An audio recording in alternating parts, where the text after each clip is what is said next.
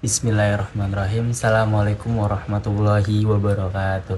Perkenalkan, nama saya Irsad Bagusa Muda, beserta rekan saya Najmi Aulia Yusuf.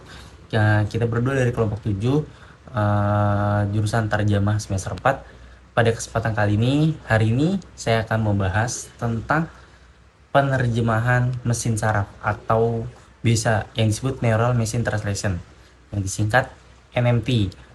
Sebuah teknologi yang telah mengubah cara kita menerjemahkan satu bahasa. Dalam presentasi kali ini, saya beserta rekan saya akan menjelaskan bagaimana NMT itu bekerja dan apa itu NMT, keunggulan dan kelebihannya, serta tantangan yang akan dihadapinya. Pembahasan selanjutnya itu ada latar belakang mengenai apa itu NMT. Penerjemahan mesin atau machine translation atau biasa disingkat MT adalah proses otomatis menerjemahkan teks dari satu bahasa ke bahasa lainnya. Dulu metode yang dominan adalah statistical machine translation atau SMT yang mengandalkan model berbasis statistik. Ini SMT telah digantikan oleh neural machine translation, apa yang baru saya sebutkan tadi, yang menggunakan jaringan saraf buatan atau artificial neural network untuk menerjemahkan dalam satu sistem terpadu. Apa itu NMT sendiri?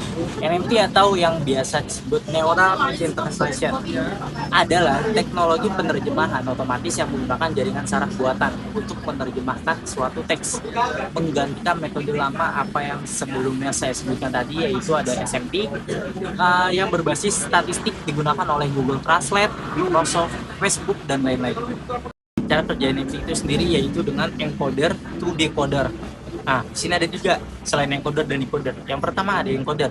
Encoder itu mengubah teks sumber menjadi angka atau representasi digital. Yang kedua ada decoder. Decoder menghasilkan teks dalam bahasa target berdasarkan angka tersebut.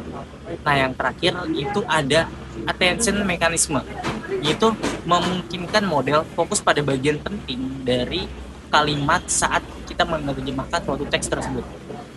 Keunggulan NMT dibanding dengan SMT. SMT itu sendiri apa yang saya sudah jelaskan di slide sebelumnya tadi.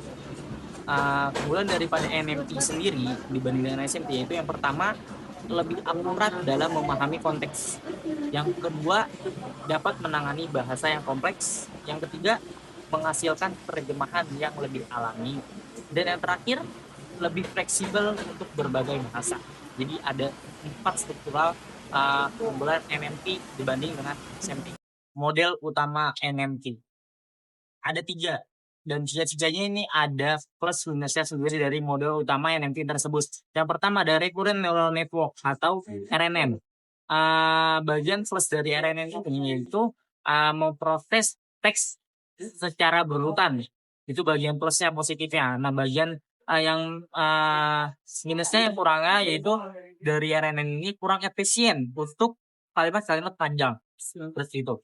Yang kedua ada convolutional neural network atau yang bisa disebut CNN. Nah, di sini yang kedua juga ada plus, ada minusnya juga. Bagian plus dari CNN ini yaitu menggunakan filter untuk menangani teks lebih cepat.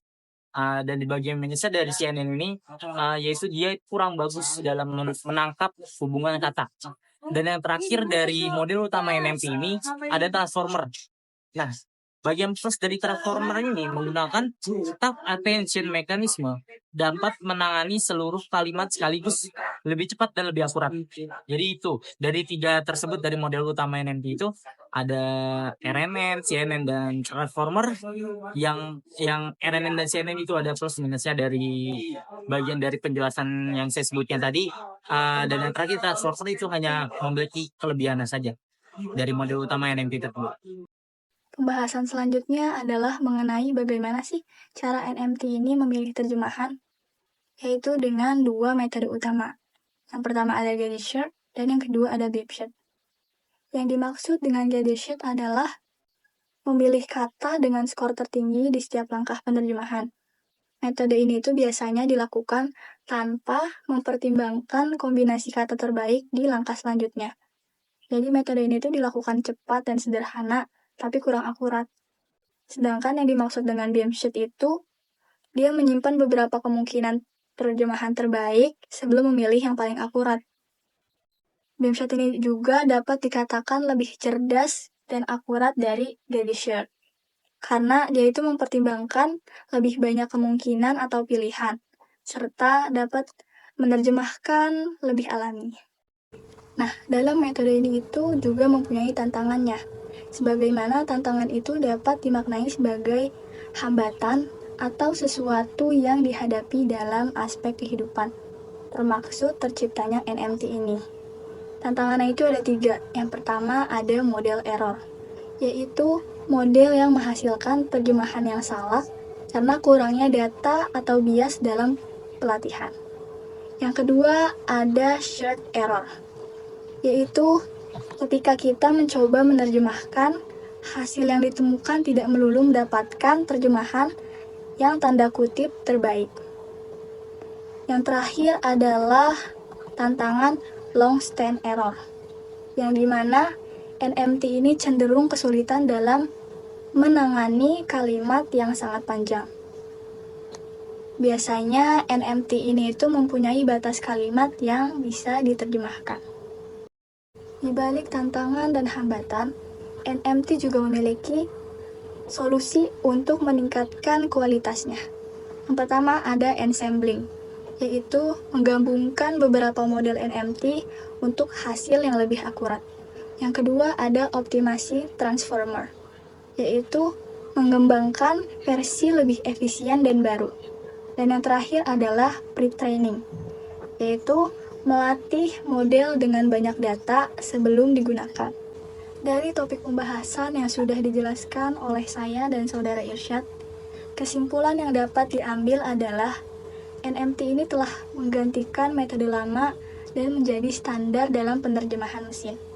Transformer dan attention mekanisme membuat NMT mengalami perubahan dan perkembangan pesat dari metode statistik menjadi lebih fleksibel dan akurat.